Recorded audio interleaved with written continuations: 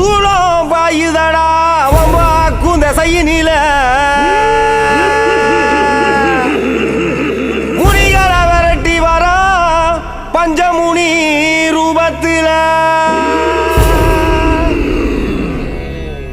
முனிகளை விரட்டி வரா முனீஸ்வர பஞ்சமுனி ரூபத்தில